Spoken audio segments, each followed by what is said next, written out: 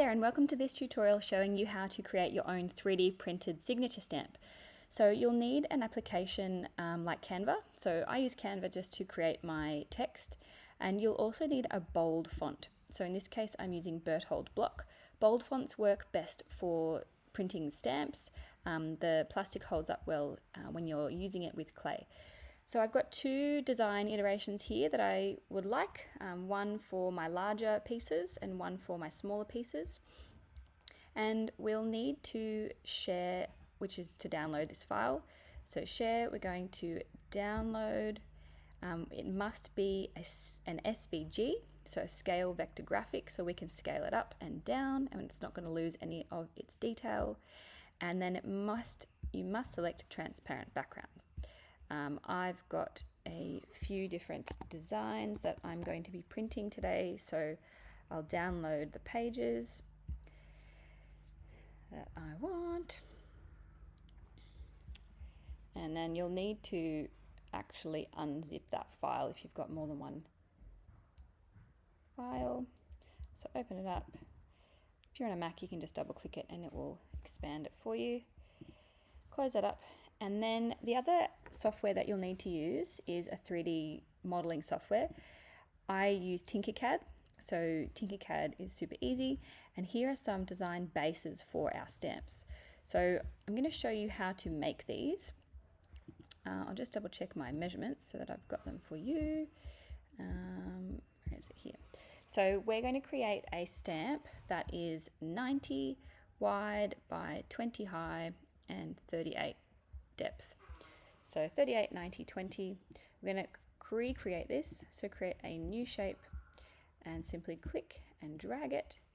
And once you've got your ruler selected, you can simply click on the dimensions and it will change the measurements for you. So 20, I think it was by 38, and this one was 90 from memory. I think that's right. Yep. So that's for your larger stamp. This one is 39, 28, 20. So 39, 28, and 20. Okay, and these are all in millimeters. So this is just giving us the correct, or not correct, but a good size for our stamp base. So once you're here, we need to import the design files. So this is where you are going to find your downloads. And in my case, I'll do the large file first. And yep, import.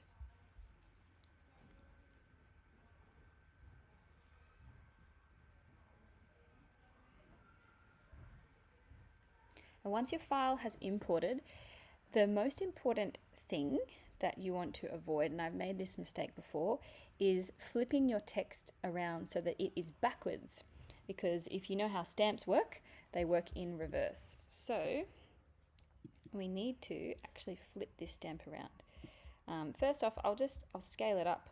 Make sure that you hold shift, which will keep your dimensions in proportion. We'll keep them in. So once you've got your text in, we need to flip this backwards, because if you know how stamps work, they work in reverse.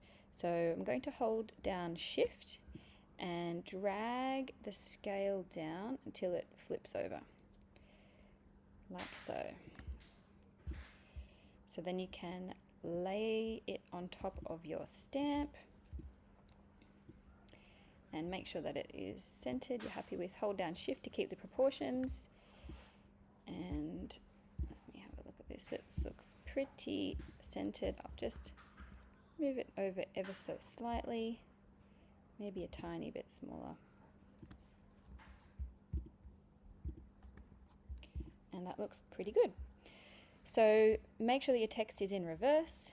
You're going to click and drag and group these items, or Control G, and what will happen is these items now will be combined and should turn to all the one color.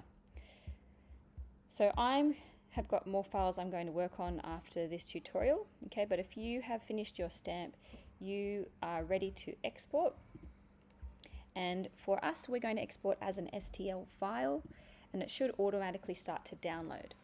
From there, you would send this to your 3D printer software to slice it. If you're in my class, you can simply send me this STL file and I will do that for you and print it for you. So happy stamp making and good luck.